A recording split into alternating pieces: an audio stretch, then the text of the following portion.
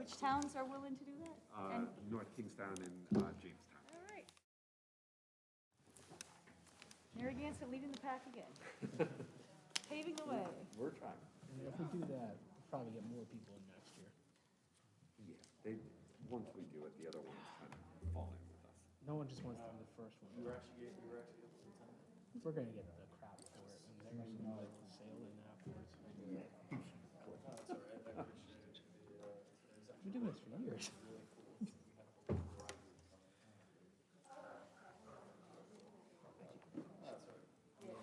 So what are you read again? There's so many of these tests we make these kids do. Nate. Sorry, Nate. Nate, so that's the National Assessment Educational Progress. So it's just a national thing. But then they don't tell you if you made any. So Pete, are you all set? Any report from that? Are we good? No. Everybody all set? Good evening, everyone. I'd like to call the meeting to order at 7 o'clock. Please stand for the Pledge of Allegiance. I pledge allegiance to the flag of the United States of America and to the republic for which it stands, one nation, under God, indivisible, with liberty and justice for all.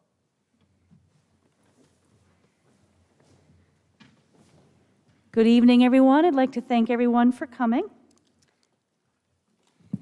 All right, is there a motion to seal the executive session minutes from tonight? So moved. All in favor? Aye. Aye, motion passes 5-0. And tonight in executive session, we did take one vote to approve one homeschooling request, and that passed 5-0. It's now time for open forum. Is there anyone that would like to speak? All right, so hearing none, we are going to move on to our showcase. Dr. Cummings. Thank you. So over the past couple of months and really since last spring, the committee has had a number of questions about our tutoring program after school. And if you recall, we had piloted that last spring in response to some of the learning loss that we had seen through COVID. We thought it was a highly successful program, and so we brought it back this fall. And I know you all have been highly interested in that along the way. So we have asked Tracy McCallig and Lisa Wilson, our elementary principal and dean of students, to come. And with Gail's support, they've been working on this all along the way. I must say, I'm deeply grateful to their dedication and their hard work on this. I think it's a model program and one that should be replicated, across the country. They've done a great job. Thank you. All yours. All right, so based on last year, we found it to be very important that we continue asking for it right after summer break. Are you going to have it again this year? So with that, here's our presentation, and we'll talk through it. So when we first sat and designed the program with Gail and the other members from the other schools, we really were focusing on some key attributes. And the top one was having a consistent tutor relationship between the student and the teacher. And that is a place I feel that at NES we have done so well. Our teachers really stepped up. We have the most tutors in the district, and they're consistent. They started with our students in the spring, and they're still tutoring those same students now come winter. So, and we see the benefits from it because they really established that relationship. That being said, they focus on using high-quality instruction materials aligned to the grade level of the students. And for this particular session, our most recent one, it was all one-to-one. We didn't have as many students in this first session, and we had 10 tutors, so we were able to provide one-on-one tutoring to all of them. And we did sessions in the morning or afternoon, depending on what was the availability. Yep, so time options, really, depending on families. They have an option to either come first thing in the morning for about 40 minutes or right after school. So depending on which works best for the individual families. Our tutors really focus on the data, They build the sessions for the individual students based on the information they're collecting about the students and their strengths and needs. We do 3 sessions a week. Most of our students come for 3 sessions a week. Some of our youngest students will come twice a week.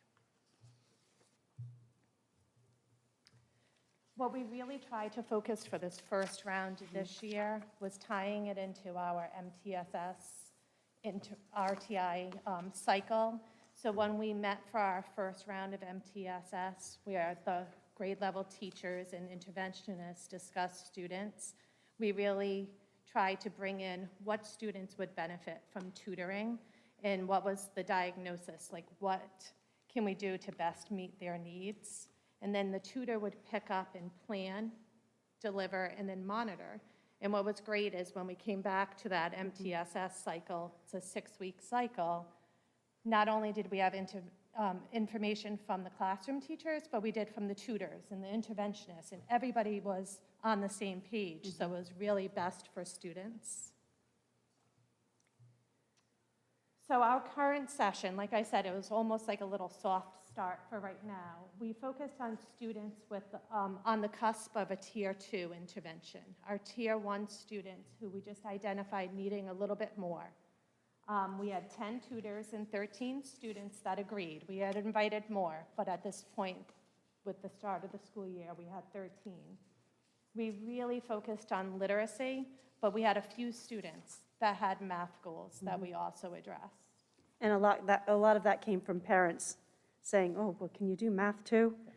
So we were able to meet their needs. And we did have some students that might have been on a different tier whose parents did reach out and contact and say, can they be included? So we were able to meet their needs too. So we're really looking forward to the upcoming session, which will begin the 17th of February. We're looking to really widen our approach and reach all tiers 1 through 3. The plan is to have 12 tutors. I have more teachers that are interested, as well as at least 25 students is our goal. Like, we'll invite more. We want to really focus with our 3rd and 4th graders on written response to text, as well as reading. And that would And also math. be in preparation of one of our goals is to help them prepare for state testing, because we know that's one of the weaker areas that they struggle with. So that would be one of our reasons to hit on written response to text and reading, and written response to text and math as well. Can I ask a couple quick questions before you go to the next slide? Sure. So for the upcoming session that you're hoping to have 25 kids, will all 13 from the first session continue, or? We actually had 2 students that are meeting grade level benchmark at this time, and they're doing fabulous. They took off, so they're actually not going to participate in the next session because the need isn't there anymore, which is a huge success. So, but most of them are. And we'll continuing. offer it. And the other thing is that we're looking at some of the students that we know weren't invited in the first round, but based on our last 2 rounds of data, we knew we want to invite them. And their parents and teachers are eager to have them participate. And just 2 quick questions. What grades were the kids from session 1, and what grades do you anticipate for session 2? So they were K through 4 for Oh, session okay. 1. Okay. Last year, we focused on, we started with 1 and 2 and expanded to include 3rd and 4th. In this fall, we included kindergartners. Okay. Upcoming session will be the same, kindergarten great. through 4th grade. And then last question, about when did session 1 start? Like, did it not start till November, or? Yeah, it didn't start till December 7th, Okay. so we did about 6 weeks. So And when you invite students and you tell the parents, are you asking them to kind of commit to like a 6-week thing? Yes. And I Okay. did send out a survey to our current parents, and they all are eager for them to continue in the program. Great, thank you. So some data that we've collected, this session was a little bit not as consistent as we would like between having the holiday break in the middle, as well as some COVID. extended absences of some of our students. The data reflects a little bit of that. So, but of our students that participated, there was little progress made by the 18.2. 18.2%. And those students were the ones that did have some inconsistencies. There was a couple students that really were only able to attend about 4 times. We had great progress, which was, we're looking at our running record data. So these students exceeded growth of 3 levels or more, and those are our students that are now meeting benchmark, so, which is amazing. And then we had good progress from 72.7% for that running record growth, where they grew at least 1 to 2 levels. So of our students that did address some math needs, it was really individualized. Some students would be focusing on maybe addition. Some of our youngest learners were focusing on just counting. And then our oldest students, multiplication and division. So it really is individual growth targets. But of those students, 57% of them exceeded their individual target set with the tutor, and 43% met those targets. And what are you using for probes for math, like It- to get that data? It varies, so it's a variety of CBMs or fluency assessments, and like almost we do now a math running record that our interventionists have been working on, so it's from that data. And what our hope is our next round of iReady is going to be happening soon, so we will be able to take a look at, our first round versus our middle of the year data, and hopefully we'll have more data to report. We're hoping to see good results from it. And could I just ask, on the math results, the 57% and the 43%, what does that represent in terms of the number of students now at grade level? I know our you said there were math 2 or 3 of the students, reading ones that are now on grade yeah, level. that was more so for our reading students that they had met. Our math students will continue within the tutoring. But like I said at the beginning, they're really the students that are on the cusp. They're almost at grade level, so they're almost there. They just need that little bit of extra support. And some of these students will be getting intervention continued also within the school day. So this is like a triple dose to try to get them up to speed. So I surveyed the parents who, of the 12 students that participated, 9 responded to my survey. They said 100% their child, they see the benefits of tutoring, especially some of the parents even wrote in on this survey about our summer program that we ran, because that really helped students hit the ground running in September. Again, they appreciate the tutoring sessions provided. Here's some of their feedback and quotations from their statements that they made. I think these are in your handouts.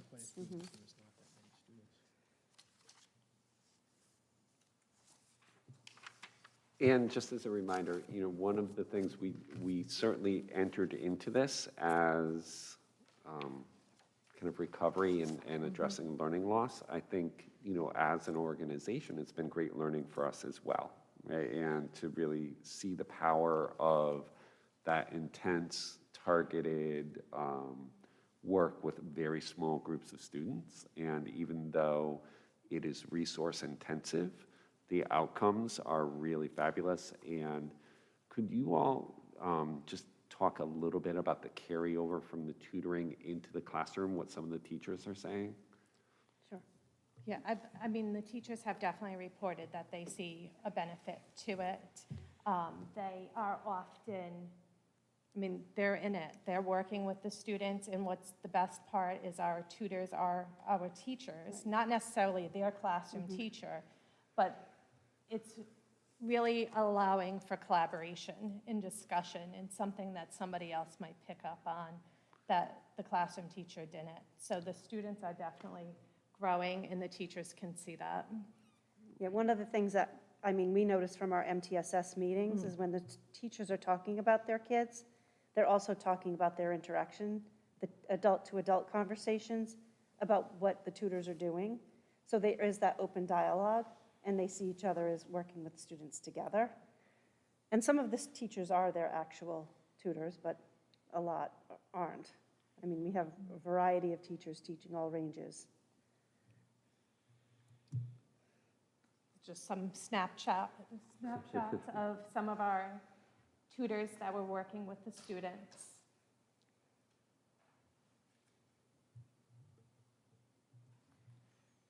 And we would just like to end by thanking you for your support in our program, and Dr. Cummings and Gail Dandurand she really helped with the building of it. So we appreciate it. The students and parents appreciate it. And I'm going to add that Tracy McCallig has worked tirelessly to organize this within our own school. Our tutors are phenomenal. They have really stepped up. They actually really do love tutoring, more than they thought they ever would, I think. And our parents have been nothing but supportive, getting their kids there, and the students are awesome. It's not like they think of the old, oh, I have to go to tutoring. They can't wait to go. Yeah, they do love it. So it's been really, really positive for our whole community. Are there any questions or comments from the school committee? Just a real quick question. Just want to echo the fact that very, very happy that we're offering this program, and can't stress enough how important it is. And I think it's a real testament to the wonderful work that you're all doing. And just wanted to say thank you. And just a real quick question. When you're diagnosing students' needs for this program, of the percentage that you're looking at, what percentage are actually doing the tutoring program? Are there still students that could use this that are not? And is this voluntary? Could we do more to reach out to these parents to stress the need for the students to be in these programs? So at the end of every MTSS session that we have, we do talk about that amongst ourselves. The teachers often communicate, as does Tracy, based on the data that we have. So teachers often are the first step to say, hey, did you know we had a tutoring program? Kind of just to get them thinking about it. And then Tracy usually follows up with a phone call saying, hi, I don't know if you've heard about our tutoring program, but your child right now is in need of some extra support, and we have this opportunity. So we're always reaching out. We just do the best we can to get them in there. And like I said, this is a third dose of intervention support for hopefully recruitment. But they also get fabulous support within the school day. So some parents are like, yeah, we have other things to do. There are sports that we're competing with, morning issues of getting them to school and to work and those kinds of things. But for the most part, we always will include anybody. I mean, anyone that wants to come, we'll take you, basically. So we're just going to keep doing our best. And I think the more they hear about it, the more numbers we'll get. Thank you. And I just have one, final comments or feedback. So it's a thank you, because someone has to have a vision, a well thought out vision, and then you have to find the right students that, are going to benefit from this. And then you have to recruit teachers, and teachers have to be willing at the beginning or end of a very long day, to commit to extending their workday, which is fantastic. And then the kids have to be willing to stay, and they have to be engaged in the process and have that support from the parents. So I just think this is fantastic, as everyone else has said, that, I think this is like a model tutoring program for other districts, and I think it's great. Just, for the whole process, the vision, the execution of it, the buy-in from all the stakeholders. And I loved your presentation. So that's my final thing. I thought the presentation was perfect because it was succinct, it was super clear. The visuals everyone can read.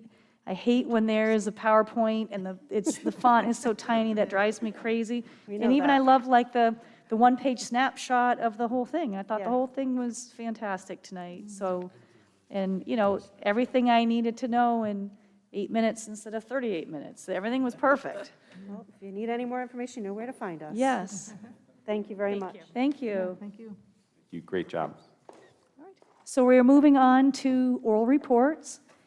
And any school committee members that have a report to give?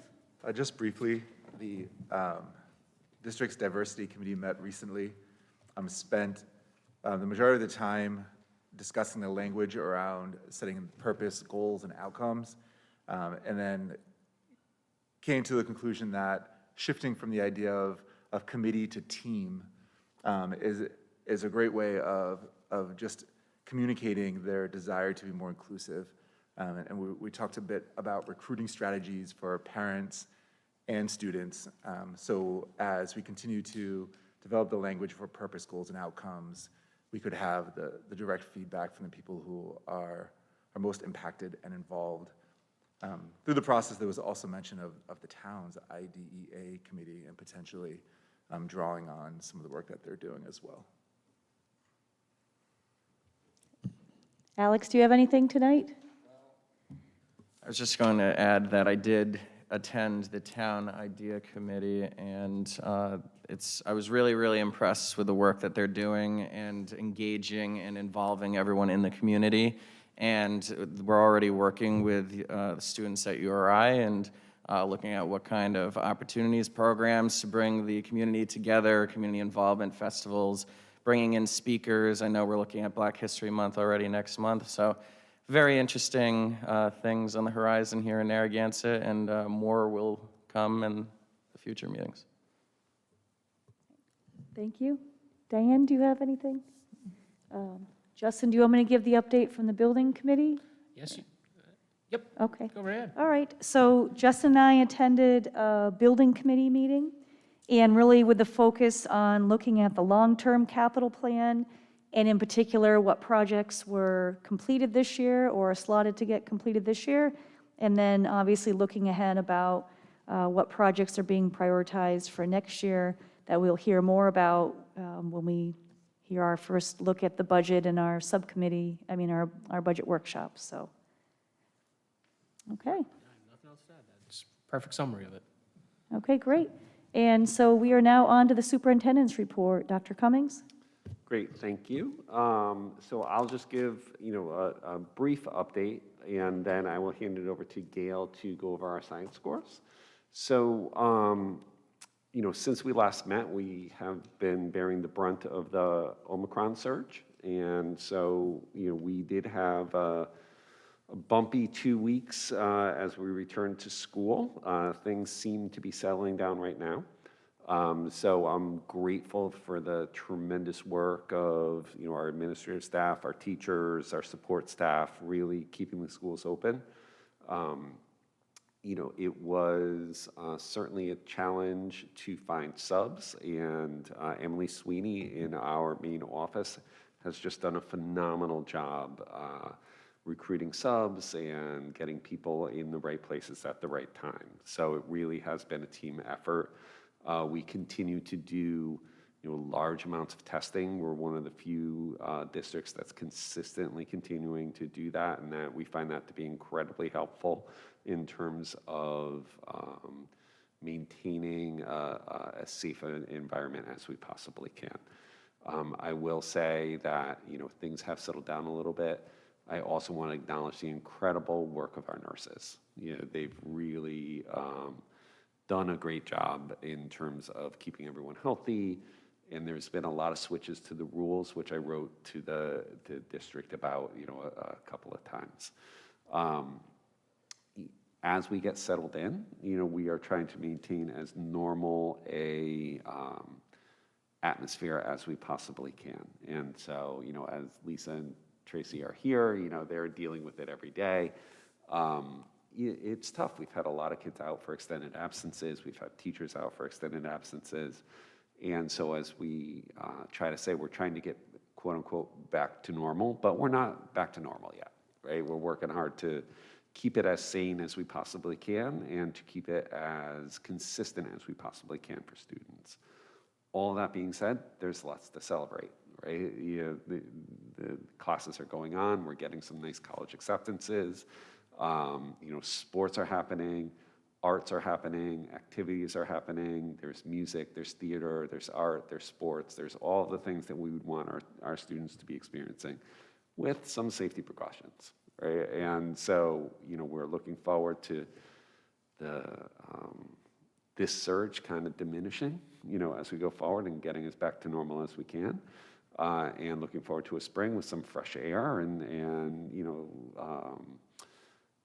we are anticipating that throughout the spring we will, have our normal events as much as we can, right? So proms, dances, graduation, all those things.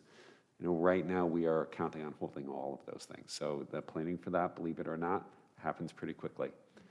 The second thing that's been going on, and Karen has been working diligently on prepping the budget. And so we've been meeting with principals, doing our staffing work, really projecting out where the budget will take us.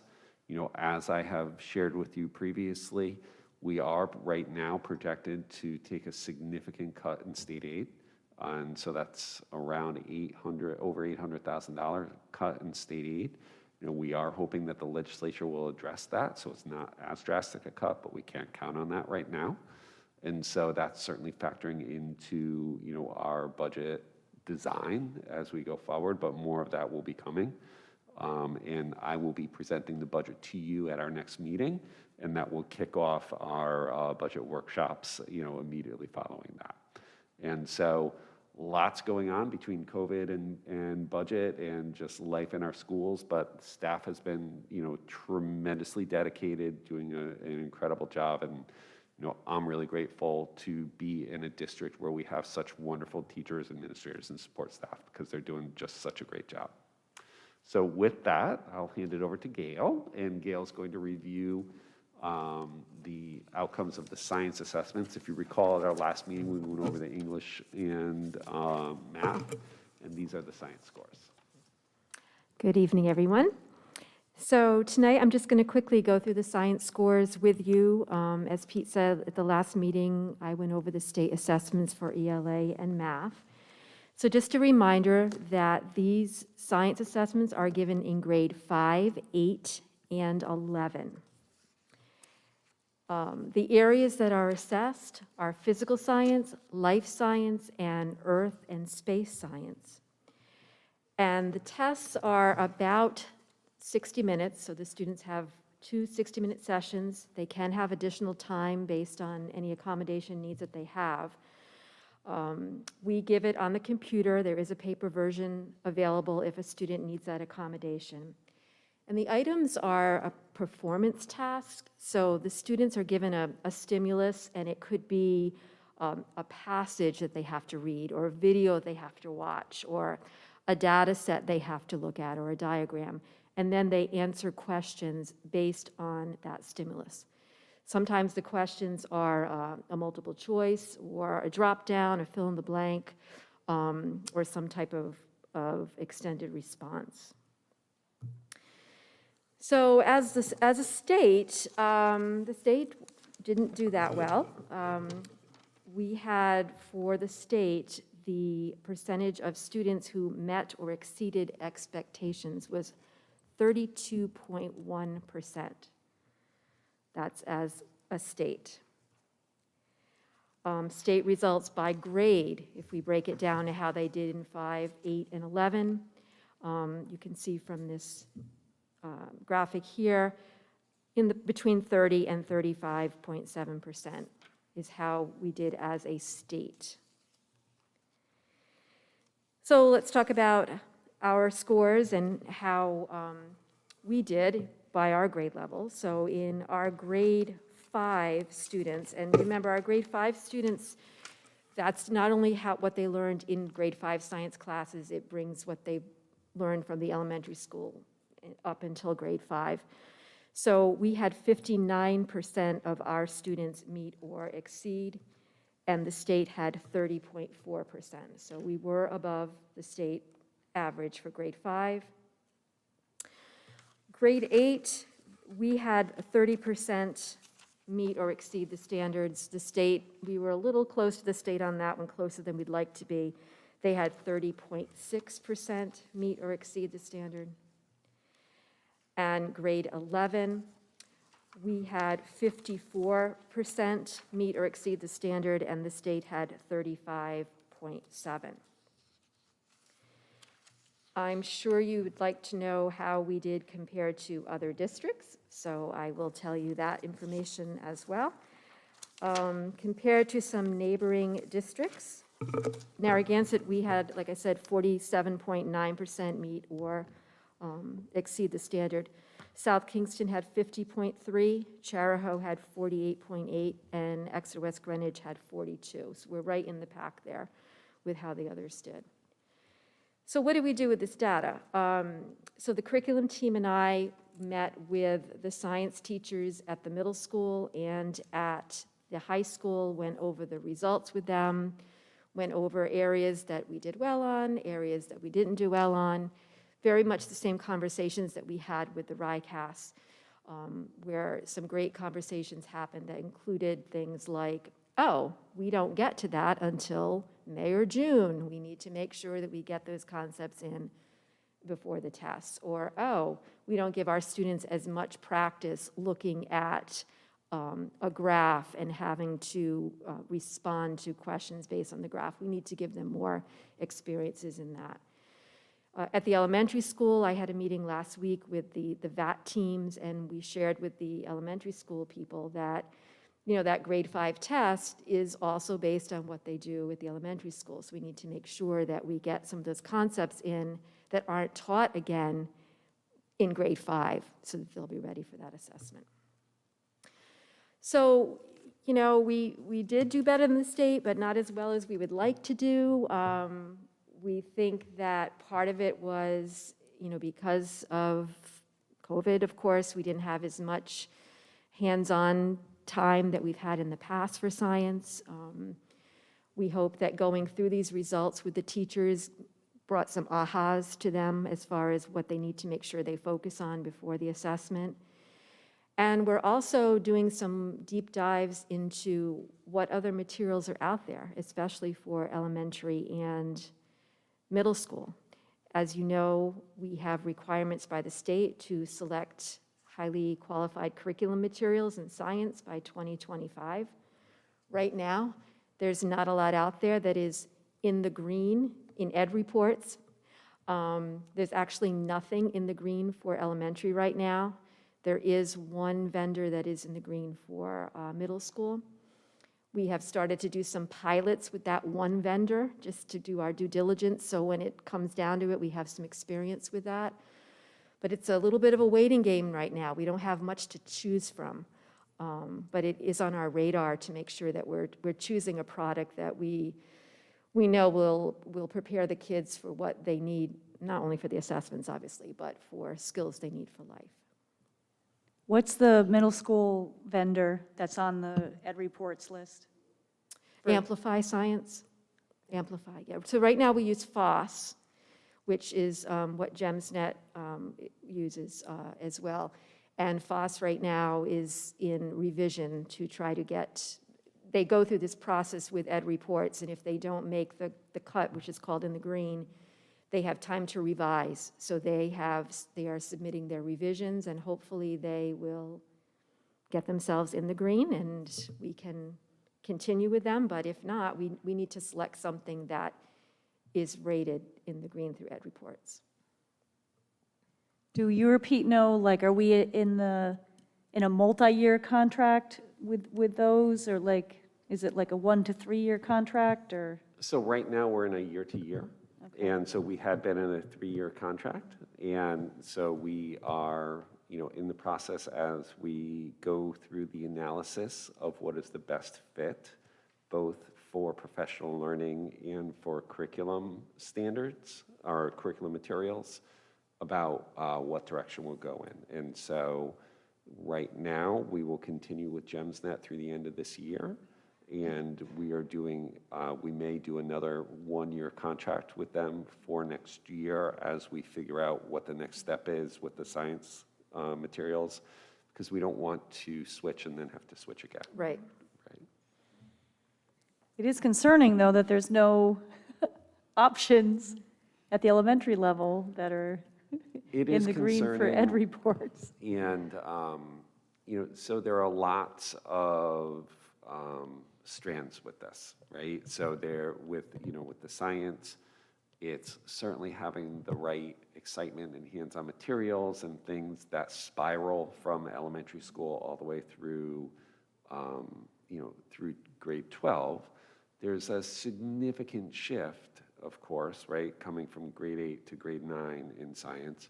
We're also taking a hard look at our science curriculum and figuring out where is it that we need to make some adjustments, right? And that's also based on certainly our staffing, but also on scheduling and kind of, some different pieces in what colleges are looking for. I think another piece that we have that is deeply connected is nonfiction reading. And I think that has, a significant impact on our science scores at times. And so, those things are all connected. And I think the final piece is, teacher expertise, right? And so especially at the elementary level, this is something that our teachers are great teachers of literacy. They're great teachers of math. And we have many teachers that are really devoted to the science, but it takes a lot of professional learning to make sure that they have a deep understanding of the concepts before that they're teaching it, right? And so that's one of the holes that GEMSNet fills. However, if the materials are not aligned to what the assessment is, then we're going to see scores where we don't want, scores in a range that we want for them to get better, because there's a mismatch between what the curriculum is teaching and what is being assessed at the state level. So we need better alignment between what we're teaching and what is being assessed. Does that seem about right, Gal? Yes. Any other questions for Gail? Okay, thank you. Well, thank you very much for the presentation. We appreciate it. Thank you, Gail. Okay, Dr. Cummings, anything else in your superintendent's report? No, thank you, Tammy. Okay. All right, so we're going to move on to consent agenda. Is there a motion to accept the recommendation of the superintendent to approve consent agenda items CA1A, CA1B, CA2A, CA2B, CA2C? So moved. Any discussion? All those in favor? Aye. Aye. Motion passes 5-0. On to the budget report. Karen? Expenditures for the 6 months ended December 31st, total $13,178,034. That's 60.32% of our budget. Expenditures and encumbrances total $29,561,048, and that is 89.01% of our budget. Any questions for Karen? All right, thank you. So we're on to school committee business. The first item is not a voting item. We're going to just have some preliminary discussion. When Diane and I set the agenda with Dr. Cummings, we wanted Dr. Cummings to come with us with a very preliminary draft that we would discuss at tonight's meeting. We're going to put this on the February meeting. If we are ready to vote in February, I'd like to do that. And if we are not ready, then we'll table it. So if the school committee can take out the draft calendar that's in your packet. And Dr. Cummings, do you want to kind of point out some high-level stuff and then take questions from the school committee? Sure thing. So we have two versions of the calendar, and those were handed out as a supplement, so you should have gotten those already. So let me begin by saying that over the last... Pete, can I stop you for a second? Sure. So in the packet, we had one, and then where are you saying is the second? So you got it during it's stapled, there's a version 1 Okay. and version 2. Okay, I missed that. All right. Do you have an extra one, Lauren? I don't know how I missed that. Oh, that's an extra? Yep. Okay. I forgot my packet, so Lauren gave me an extra. Oh, we're all set. They had an extra one up here. Okay. All right, I'm ready now, Pete. Okay, no Thank problem. you. So during COVID, the state moved to a statewide calendar for a lot of different reasons. And so we had a delay in school. There was kind of unanimous buy-in from all the different districts across the state to buy into a unified calendar during the emergency procedures that were happening, at the end of 2020 and through last school year. This school year, RIDE also put out a statewide calendar, and in that statewide calendar, it was not mandatory, but it was encouraged for all districts to follow that calendar. We had this discussion last year. Within that, there are a number of statewide distance learning professional days.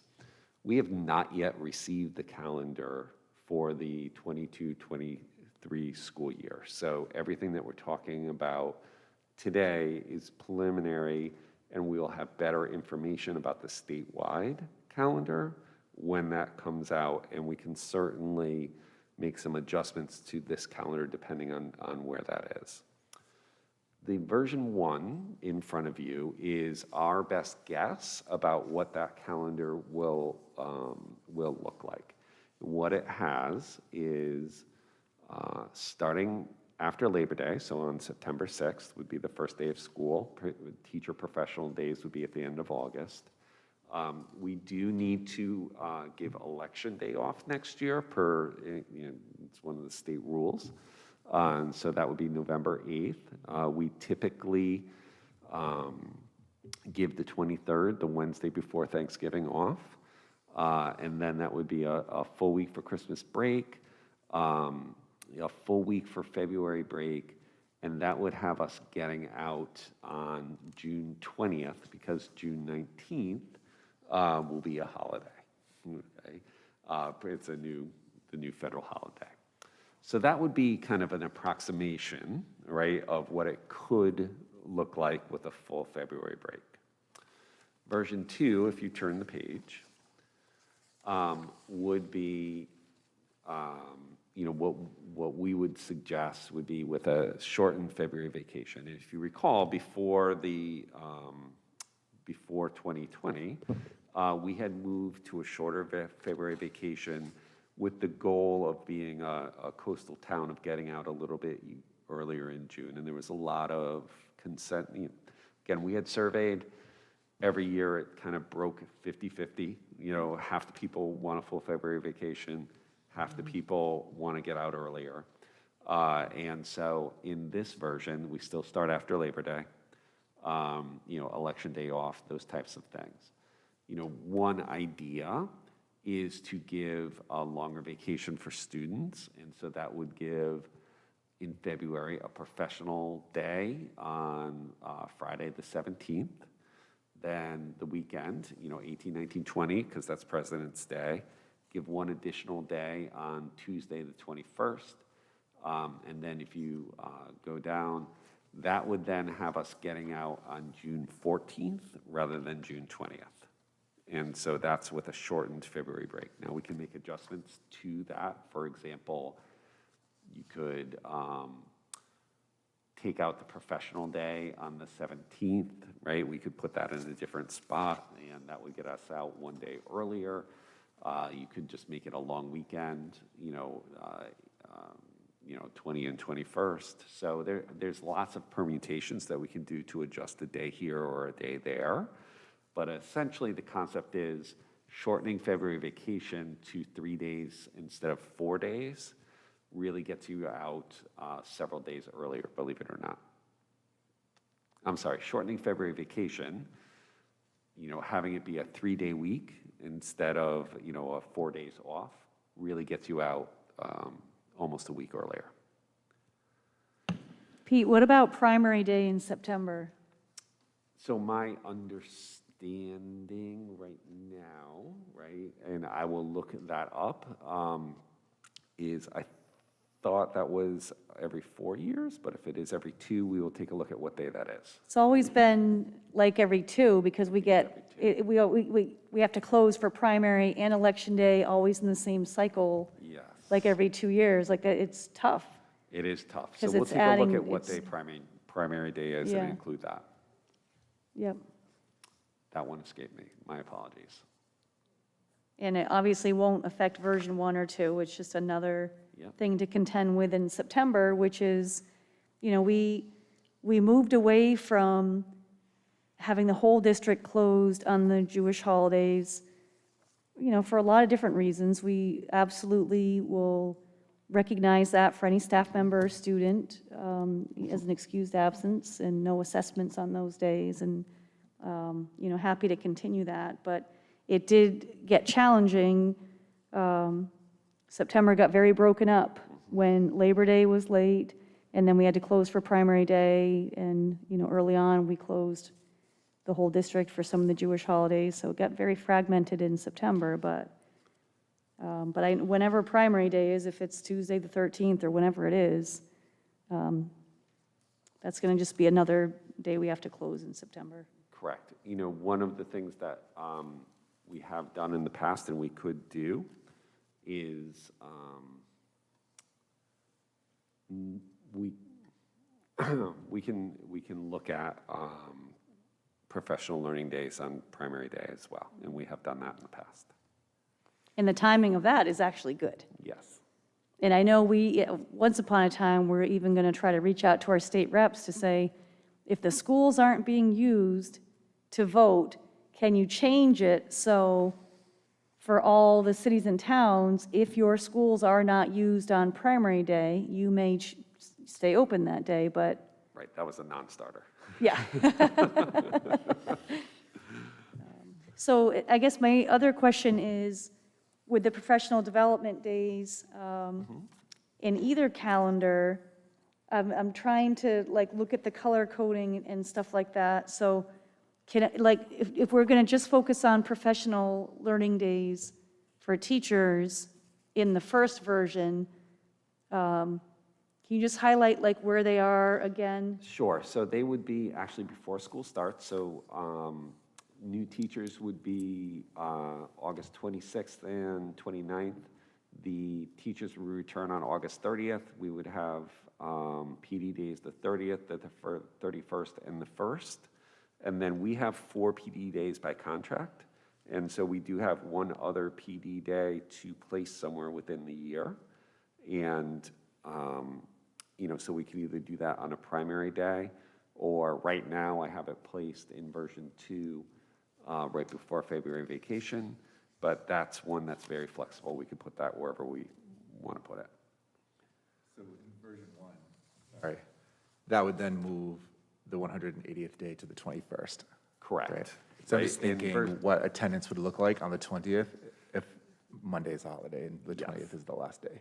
Correct. And so, if we did end up adopting version 1, I would most likely put that day on primary day, kind of depending on when that is.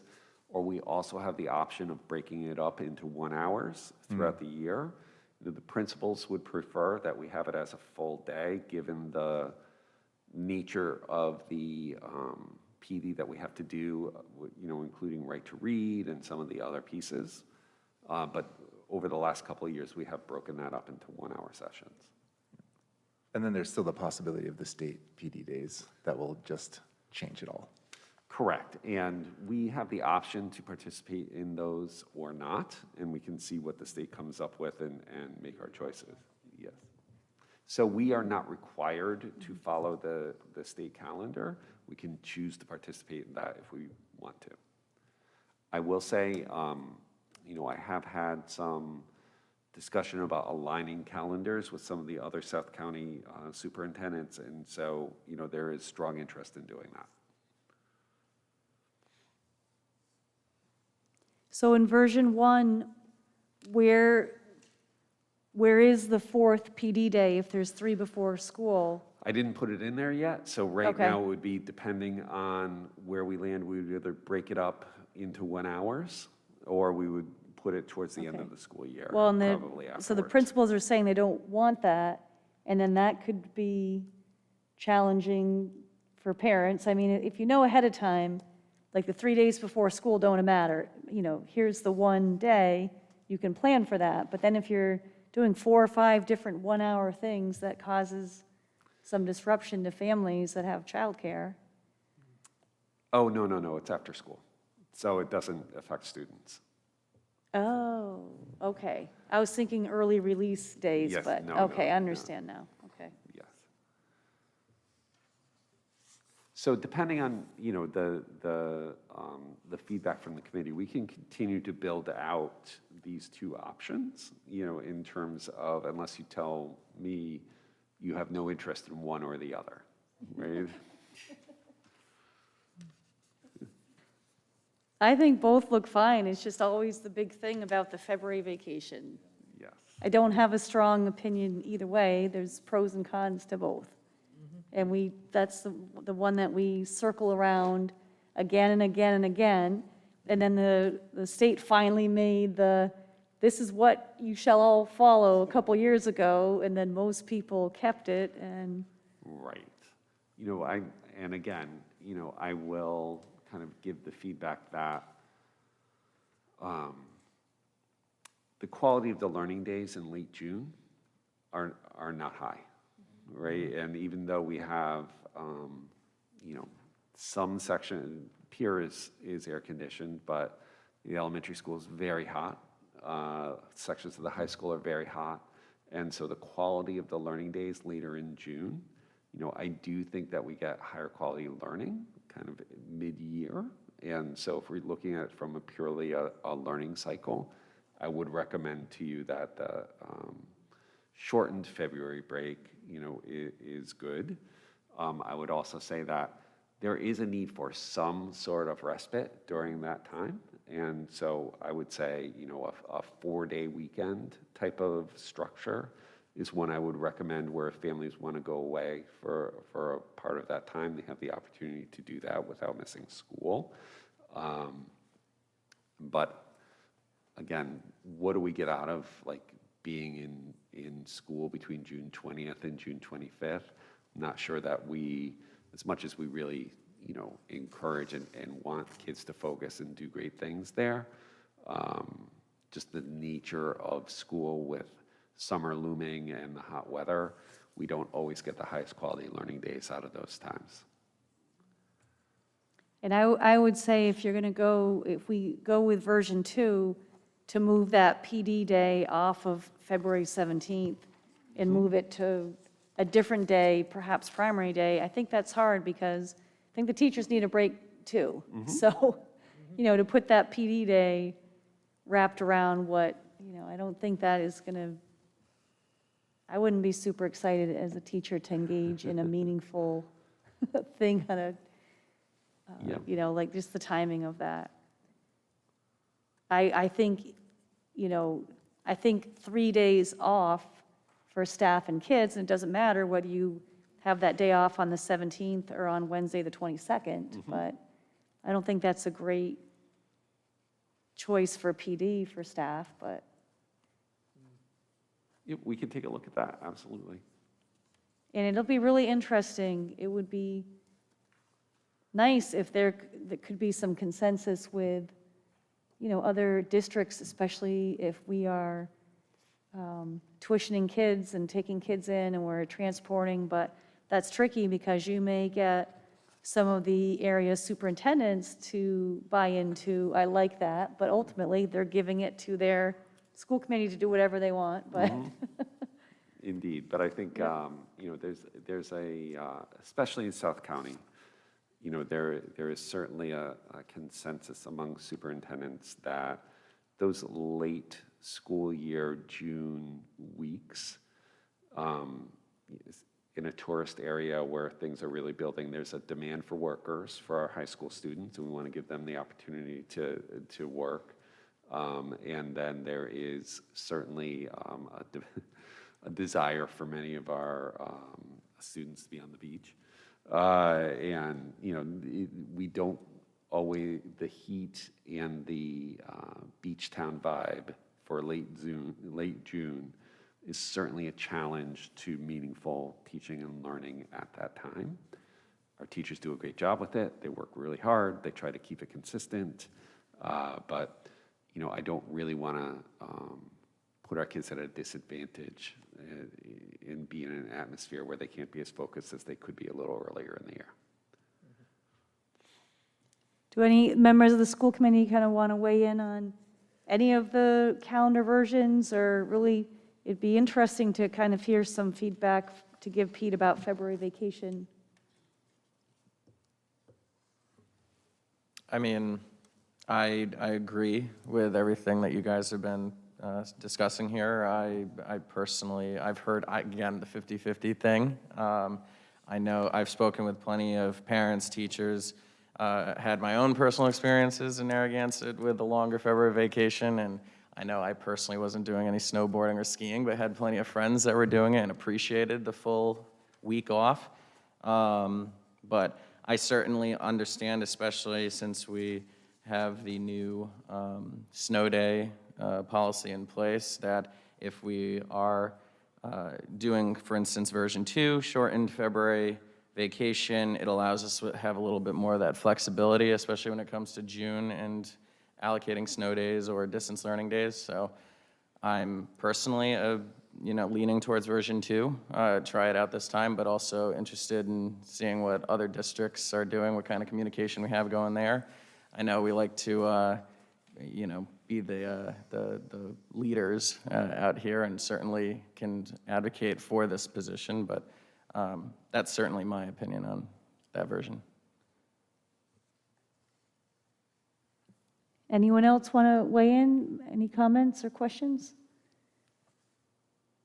It is, so it is interesting with the asynchronous, the option with the snow days for it to count as a school day. Whatever version we go with, that end day may actually be the real end day, if we have the flexibility next year of up to 4, snow or weather-related, closures, whatever. And I agree with Josh, like looking at version 1, because, so Juneteenth, that's going to be federal, and that's going to be a required no school day for us. It just, the timing of it is a struggle, you know what I mean, to like, you're closed on Monday, and then everybody come back on Tuesday for that final day. I mean, it's interesting, but that becomes a non-issue if we go with version 2. But I think our end day might actually be our real end day, so. Right, depending on the nature of the closure, right? And so, again, if we have a day where, a hurricane day, for example, where kids won't have power, we can't do a distance learning day, right? And so we do have to Oh, continue. right, we still, right. You may still have some traditional snow days, we're going to get a foot of snow, you're calling it the day before, this is a snow day, not a virtual day, it has to be made up, and it could shift it anyway. Correct. Yep. Which would be why version 2 is beneficial, because we could have 2 of those and still end on the same week without hitting the June 15th. So. Yeah. Or So- not have the nonsense 20th day as your last day. Right. So if I can make a suggestion, right? So we will, for the next meeting, we should have a draft of the state calendar at that time. And so we can adjust both these versions based on what has happened with the state calendar, and make some refining based on this discussion tonight, and give you two versions again for the next meeting. All right, that sounds good to me, and again, I think my biggest feedback of version 2 is I would give the teaching staff 3 full days off and move that PD day somewhere else. Sure thing. Okay, all right, so we're going to move on then. So let's move on to school committee business item number 2. Is there a motion to accept the recommendation of the superintendent and the director of finance and administration to approve the purchase of Chromebooks and laptops for the one-to-one device rollout from Dell Marketing LP at a total cost of $152,605.55? So moved. All right, discussion. Hi, Julio. Hi, good evening. So this is a purchase we normally make in May. And, with the supply chain, chip shortage, we've seen it in cars, devices. Once again, my concern is not getting those devices in June, so we have time in the summer. The other thing that we're able to do, if we're able to approve this tonight, is Dell's fiscal year ends on January 31st. So because of that, I was able to ask for more aggressive pricing.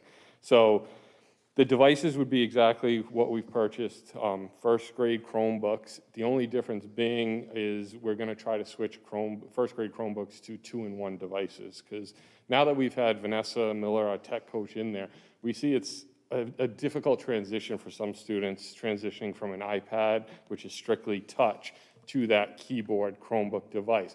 So making them 2-in-1, they'd have the option of both, and then continuing with laptops in 5th and 9th grade. So if we were able to approve this tonight, we're actually able to, apples for apples, if we were to purchase these devices last year and the year before, it would actually be cheaper this year based on our timing. And it's still expected to come in April, so even if there was a little bit of a delay, we're still set up fine for that June, where we can begin working on it for the next school year.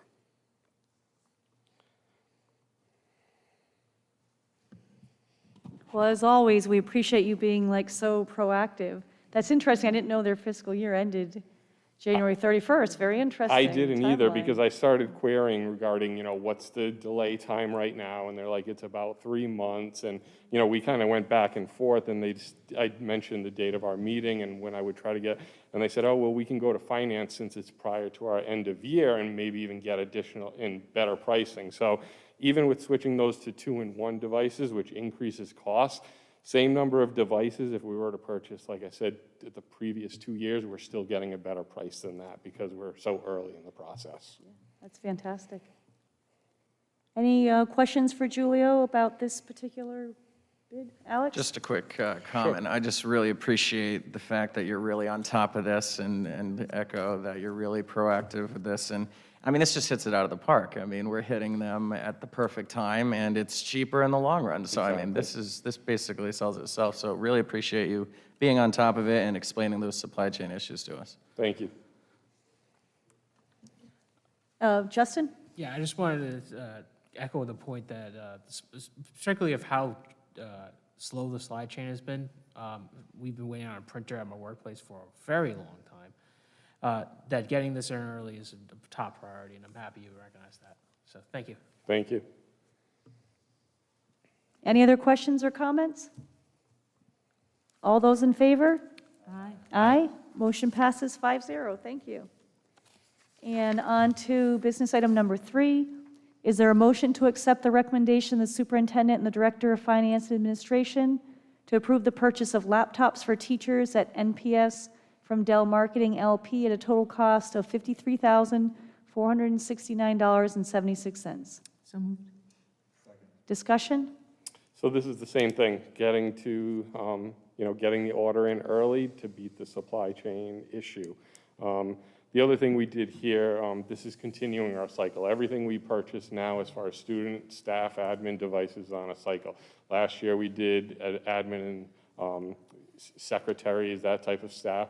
This next year would be the NPS teachers, the following year the high school teachers, then the elementary school teachers, and it kind of cycles through. We're on a 4-year cycle with student and teacher devices, so we're not coming to you asking for tons of money up front. And, it's basically we can project costs in the future. So this will take care of our middle school for next school year, replacing all their laptops. And there are 2 different options on there. They have a regular clamshell laptop and a 2-in-1. What we do is we sit down with every teacher, we show them the 2 options. We say, this is a 2-in-1. You have touch capability, which gives you certain features, and some of them just like the basic standard laptop, plug into their touch board and have that. So we meet with every teacher, get their selection. That kind of determines which way we go. We buy a couple extra to have spares on hand. And this is basically our order. Once again, compared to the last 2 years, we're still getting each of the devices cheaper than we would have the previous 2 years because of the timing. Questions from the committee or comments? Yeah, I'm just curious, for this dollar, how many does that equal? That's 40 laptops. So it's 18 regular laptops with a dock that plugs in all their peripherals and interactive, and it's 22 2-in-1 laptops with the, there's actually a pen that comes with it, interactive writing pen, and that dock for all of them as well. So in total, it's 40 laptops, 40 docks, and 22 pens.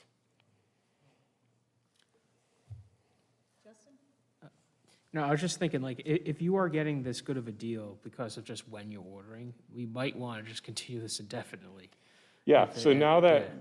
sorry, now that we're a year ahead, because last year's student devices, we were able to use ESSER 2 funds for, which kind of pushed us up and ahead of cycle to have these funds to purchase prior to that June. That's going to be the model moving forward. You're going to see me come to you every January, kind of push that to the end as, be as aggressive as I can with Dell and their finance team to, get us the best pricing. But it kind of, everything's moving up in the process, but January seems to be the best time moving forward. Perfect, all right, happy to hear that. All right, any other questions? All those in favor? Aye. Aye, motion passes 5-0. Thank you very much. Thank you very you. much. Are there any communications anyone wants to mention? All right, so we are back here next month, February 16th, at 7 o'clock, and that is going to be our budget presentation from Dr. Cummings, is that correct? That That's correct. And then we will follow up after February vacation with our 2 budget workshops, Wednesday, March 2nd, and Wednesday, March 9th at 5:30, and that'll be upstairs? It will be, yes. Okay. All right. Is there a motion to adjourn at 8:05? So moved? All those in favor? Aye. Aye. All right. Have a